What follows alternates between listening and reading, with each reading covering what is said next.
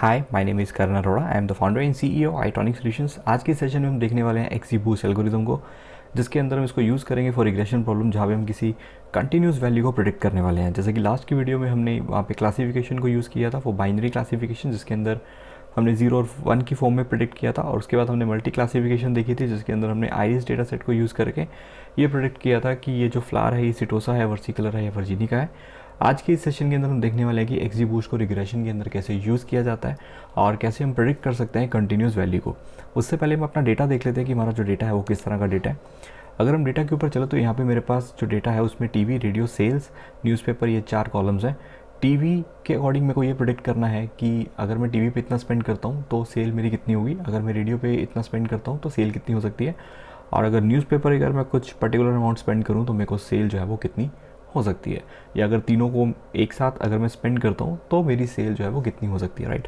अब इसमें से मेरे को ये देखना है कि सबसे ज़्यादा फ़ायदेमंद क्या होता है, कि अगर मैं टीवी के ऊपर स्पेंड करूँ तो मेरी सेल इंक्रीज़ होती है, या रेडियो या न्यूज़पेपर के ऊपर, राइट। तो इन सारी चीज़ों को भी हम प्रैक्टिकली देखने वाले हैं।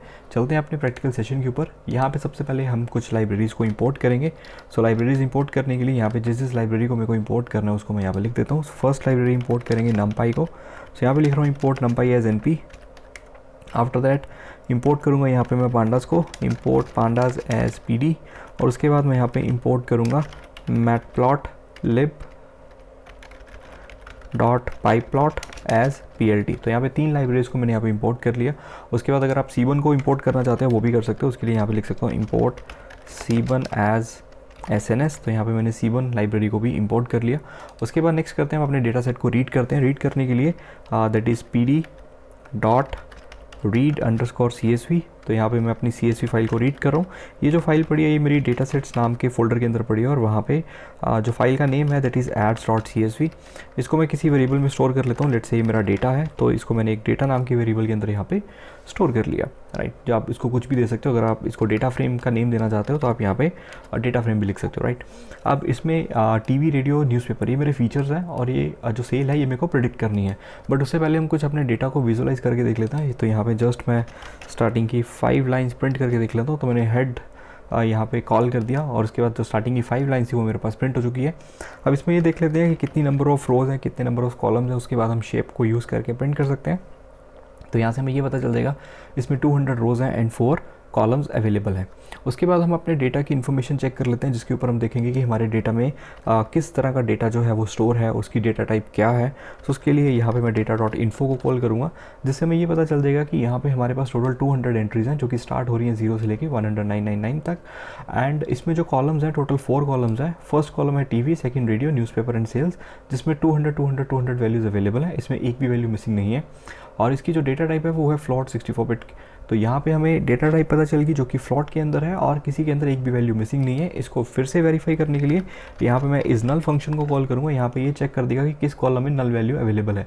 अगर किसी पर्टिकुलर कॉलम में कोई नल वैल्यू अवेलेबल होगी तो वहाँ पे ट्रू लिख देगा। तो यहाँ पे कहीं पे भी ट्रू नहीं लिखा आ रहा, दैट मीन्स कहीं पे भी यहाँ पे मेरे पास मिसिंग वैल्यू नहीं है। बट स्टिल हम यहाँ पे सम फंक्शन को कॉल करेंगे, ताकि ओवरऑल हमें पता चल जाए कि हमारे हर कॉलम में कितनी वैल्यूज़ मिसिंग है। तो यहाँ पे सब जगह 0 आ रहा है, दैट मीन्स मेरे डेटा सेट में कोई भी वैल्यू मिसिंग नहीं है, मेरा डेटा जो है प्रॉपर क्लीन है। तो इसको मैं डायरेक्टली डेटा एनालिसिस के लिए यूज़ कर सकता हूँ। अब हम आ चुके हैं अपने डेटा एनालिसिस के ऊपर। उससे पहले मैं अपने डेटा को एक बार डिस्क्राइब करके देखता हूँ, कि जिसमें से हमें ये पता चल जाएगा कि इसमें मिनिमम वैल्यू मैक्सिमम वैल्यू क्या आ रही है। तो TV, radio, newspaper and sales ये 4 कॉलम्स है मेरे पास, और इसमें टोटल काउंट वैल्यू अगर चेक करें सभी में 200 वैल्यूज़ अवेलेबल है। यहाँ पे मीन हमें दिख जाएगा, इसमें 147 है, 23 है, 30 है एंड 15 है। स्टैंडर्ड डिवीजन हमें मिल गई। मिनिमम वैल्यू कितनी है मेरे डेटा में, और 25% डेटा क्या है, 50% डेटा, दैट मीन्स मेरा जो मीडियन है, राइट। तो मेरे डेटा पे मीडियन पे कौन सी वैल्यू पड़ी है, 75% डेटा के ऊपर जाके कौन सी वैल्यू पड़ी है, और मैक्सिमम वैल्यू मेरे डेटा के ऊपर कौन सी है। तो यहाँ पे हमें सारी जो इनके स्टैट्स हैं वो हमें सारी चीज़ें यहाँ पे पता चल जाएंगी। उसके बाद अगर मैं यहाँ पे देखना चाहूँ कि टीवी का सेल के साथ क्या रिलेशन है, रेडियो का सेल्स के साथ क्या रिलेशन है, या न्यूज़पेपर का सेल्स के साथ क्या रिलेशन है, राइट। तो मैं यहाँ पे C1 लाइब्रेरी को यूज़ करके डायरेक्टली एक रिग्रेशन प्लॉट मैं यहाँ पे डायरेक्टली प्लॉट कर दूँगा, बिना एल्गोरिदम यूज़ किए। यहाँ पे हम रिग्रेशन प्लॉट को प्लॉट करेंगे, जिससे हमें ये पता चल जाएगा टीवी और सेल्स के साथ मेरी बेस्ट फिट लाइन जो है वो क्या आ रही है, राइट। सो अब यहाँ पे मैं यहाँ पे लिख रहा हूँ SNS dot regression plot. Regression plot के अंदर जो मेरा x है वो मैं यहाँ पे पास कर दूंगा टीवी है, और जो मेरा y है वो है मेरा यहाँ पे सेल्स, और उसके बाद जो मेरा डेटा है एक्चुअल में जो मेरा डेटा है वो मेरा डेटा फ्रेम के अंदर पड़ा है। और उसके बाद इस ग्राफ को शो करने के लिए मैं यहाँ पे लिख दूंगा plt.show। तो जैसे ही मैं ये यहाँ पे रन करता हूँ तो यहाँ पे आप ये देख सकते हैं कि ये मेरा स्कैटर प्लॉट है टीवी का सेल्स के साथ। अगर मैं टीवी पे इतना स्पेंड करता हूँ तो सेल मेरी इतनी हो रही है, राइट। अब ये जो लाइन आपको दिख रही है ये मेरी बेस्ट फिट लाइन है, जिसको मैं रिग्रेशन लाइन भी बोल सकता हूँ, राइट। अब यहाँ पे ये देखने को मिल रहा है कि जैसे जैसे हम टीवी पे ऊपर स्पेंड ज़्यादा करते हैं वैसे वैसे हमारी सेल भी इंक्रीज़ हो रही है। अगर मैं टीवी के ऊपर अपनी स्पेंडिंग इंक्रीज़ करता हूँ तो मेरी सेल ऑटोमेटिकली इंक्रीज़ हो रही है। मतलब जितना ज़्यादा मैं स्पेंड करूँगा एडवर्टीजमेंट टीवी के ऊपर उतनी ज़्यादा मेरी सेल इंक्रीज़ होती है, राइट। तो यहाँ पे एक लीनियर रिलेशन है मेरा टीवी का सेल के साथ। अब ऐसे ही हम बाकियों के साथ चेक कर लेते हैं, जहाँ पे हम रेडियो और न्यूज़पेपर के साथ इसका रिलेशन देखते हैं क्या है। तो जस्ट जहाँ पे हमने टीवी लिखा है टीवी की जगह मैं यहाँ पे रेडियो ऐड कर देता हूँ। तो रेडियो के साथ यहाँ पे अगर आप देखोगे तो totally non linear in nature है। मतलब रेडियो का सेल के साथ कोई ऐसा फिक्स लॉजिक नहीं है कि अगर मैं रेडियो के ऊपर बहुत ज़्यादा स्पेंड कर दूँ तो मेरी सेल इंक्रीज़ हो जाएगी, राइट। तो यहाँ पे एक बिल्कुल मीडियम के ऊपर हमारे पास यहाँ पे आ रही है। मतलब अगर आप एवरेज स्पेंड करो कि 12 के आसपास तो आपको हमेशा सेल मिल रही है, चाहे आप कम स्पेंड कर लो चाहे आप ज़्यादा स्पेंड कर लो। सो इट्स बेटर कि जितना रेडियो के ऊपर कम स्पेंड किया जाए उतना आपको बेनिफिट होगा, राइट। और जितना आप टीवी के ऊपर स्पेंड करोगे उतनी आपकी जो सेल है वो इंक्रीज़ होने वाली है। अब थर्ड ग्राफ हम यहाँ पे ये देखते हैं न्यूज़पेपर के साथ। अब सेम वे अगर मैं यहाँ पे न्यूज़पेपर लिखता हूँ उसका अगर यहाँ पे रिग्रेशन प्लॉट चेक करें तो ये भी totally non linear in nature है। मतलब यहाँ पे इसका भी कोई लॉजिक नहीं है कि जितनी ज़्यादा मैं न्यूज़पेपर के ऊपर ऐड दूँ उतनी मेरी जो सेल है वो इंक्रीज़ हो सकती है according to this data, right. अब सबका सिनेरियो अलग हो सकता है, सबका डेटा अलग तरह का होगा और सबकी एनालिसिस अलग तरह की होगी। लेकिन इस डेटा के ऊपर अगर मैं बात करूँ तो यहाँ पे न्यूज़पेपर और रेडियो से इनको कोई फ़ायदा नहीं होने वाला। जितना कम स्पेंड करेंगे उतना इनको प्रॉफिट हो जाएगा, same in the newspaper in the radio. But जितनी ज़्यादा ये टीवी के ऊपर ऐड रन करेंगे उतना ज़्यादा इनको प्रॉफिट होने वाला है, राइट। तो अभी ये हमारी रिग्रेशन प्रॉब्लम है जिसके ऊपर हमें एक लीनियर रिलेशनशिप देखना पड़ता है, राइट। या तो टाइम के साथ इंक्रीज़ हो रहा है या डिक्रीज़ हो रहा है। तो यहाँ पर मैं सिर्फ एक ही कॉलम को यूज़ करूँगा रिग्रेशन के लिए। जितना इसको मैं वीडियो को सिंपल रखूँगा उतना आपके लिए समझने में ईजी हो जाएगी।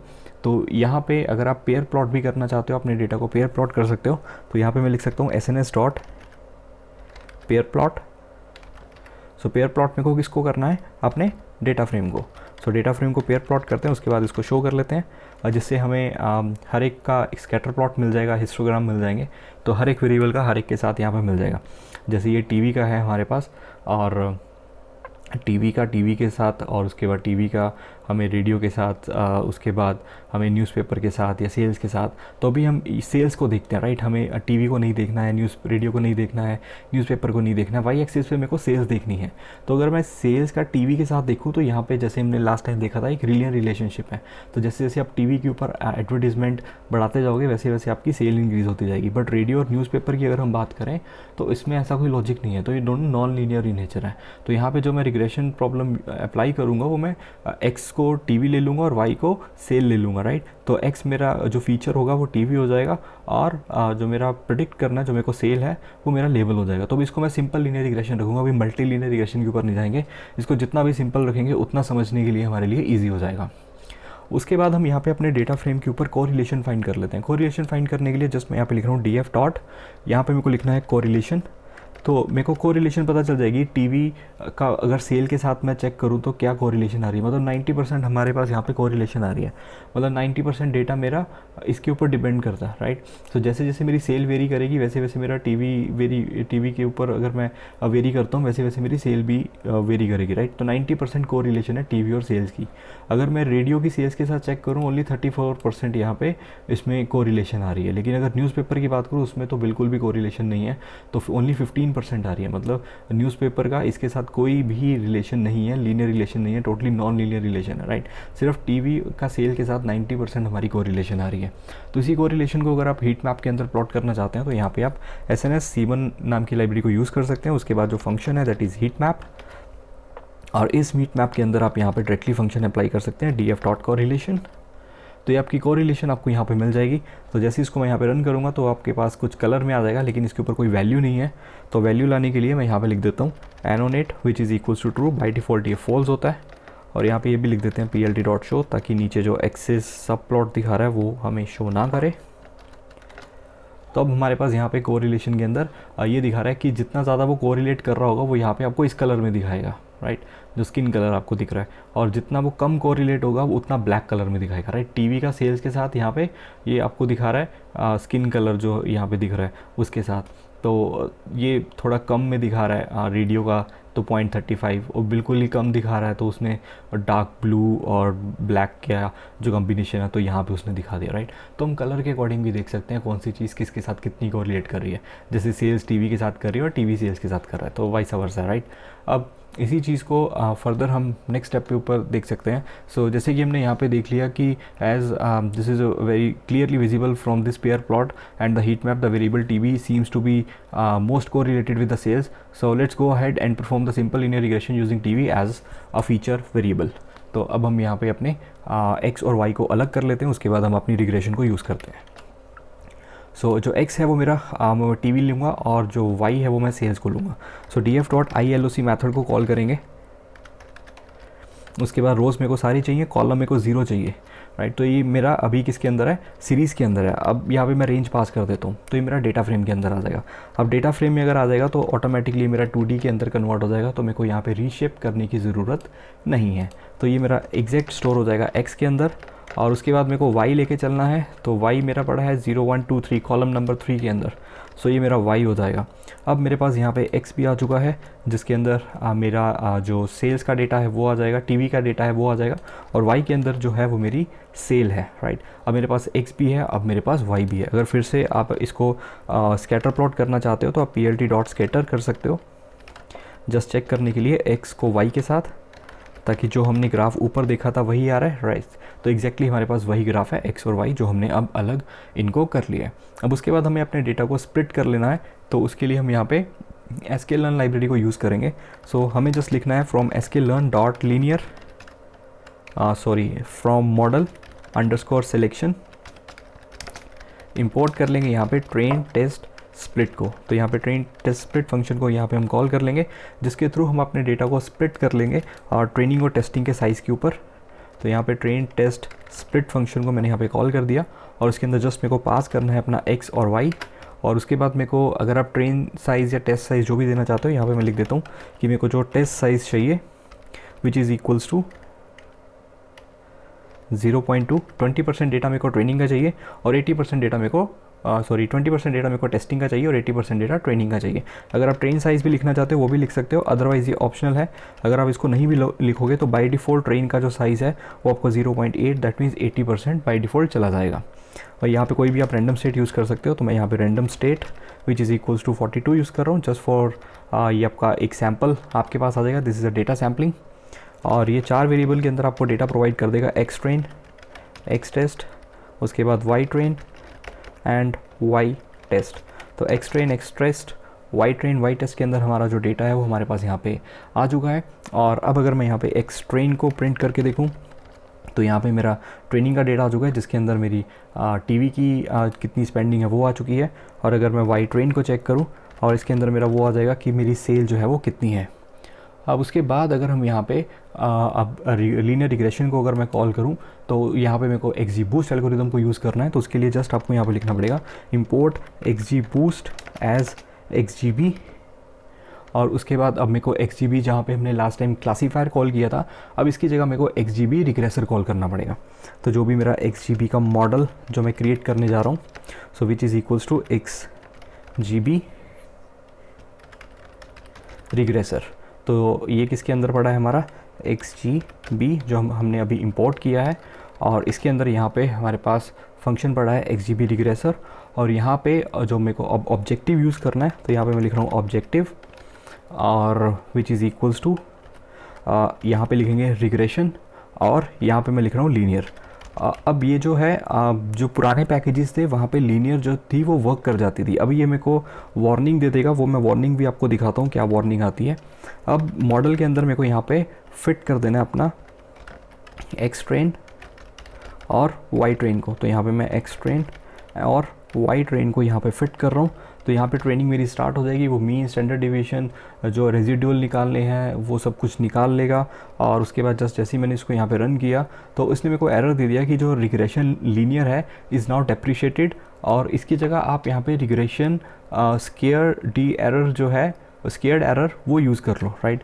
तो यहाँ पे ये जो फंक्शन है ये डेप्रीशिएट हो चुका है, सो इट्स बेटर कि हम इसको हटा दें और इसकी जगह यहाँ पे स्केयर्ड एरर को कॉल कर लें, राइट। तो अगर आपका वर्जन पुराने हैं नमपाई के, XGBoost के, तो वहाँ पे आपको ये शो नहीं करेगा, राइट। तो ये जो है अभी बिल्कुल मेरी अपग्रेडेड वर्जन है, तो यहाँ पे आपको कुछ इस तरह से दिखा रहा है क्योंकि ये फंक्शन डेप्रीशिएट हो चुके हैं। अब इसके अंदर और भी बहुत सारे फंक्शंस ऐड हो चुके हैं, वो मैं आपको लास्ट की वीडियो में बताऊंगा कि अब रिग्रेशन स्केयर्ड एरर की जगह आप और क्या क्या लिख सकते हो, राइट। सो बहुत सारे यहाँ पे आपको ऑब्जेक्टिव देखने को मिल जाएगा। तो अगर मेरे को क्लासिफिकेशन यूज़ करनी थी उसकी जगह मैंने यहाँ पे लिखा था लॉजिस्टिक, और यहाँ पे लिख दिया था क्लासिफिकेशन के लिए, राइट। और ऐसे ही हमने यहाँ पे सॉफ्ट मैक्स और सॉफ्ट प्रॉप फंक्शन को कॉल किया था फॉर क्लासिफिकेशन पार्ट, जिसमें हमने मल्टी क्लासिफिकेशन की थी, और यहाँ पे बाइनरी और लॉजिस्टिक लिख दिया था जिसके अंदर हमने बाइनरी क्लासिफिकेशन की थी। तो अब यहाँ पे मॉडल हमारा फिट हो चुका है। अब जस्ट हमें यहाँ पे प्रेडिक्शन करनी है, तो प्रेडिक्शन मेरे को अपने मॉडल के ऊपर करनी है। तो यहाँ पे XGB डॉट जो मेरा मॉडल है, तो यहाँ पे मैं डॉट प्रेडिक्ट फंक्शन का कॉल करूँगा और इसके अंदर मैं पास कर दूँगा अपने X के टेस्टिंग के डेटा को।